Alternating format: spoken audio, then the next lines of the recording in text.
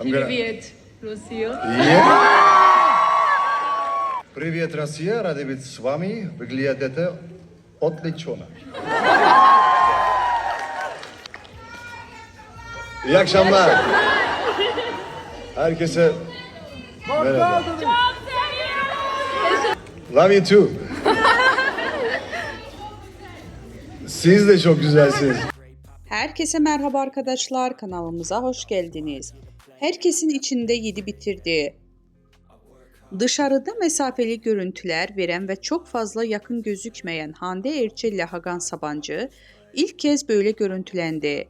Birlikte yurt dışından çıkan ünlü çift, Hakan Sabancı'nın herkesin içinde sevgilisine olan yakınlığı hayranları tarafından görüntülendi. Görüntüleri izleyen Erçel hayranları ise Hakan enişte Hande'yi yemiş, Hakan aşka geldi, Hakan biraz yavaş mı olsan yorumları yapıldı.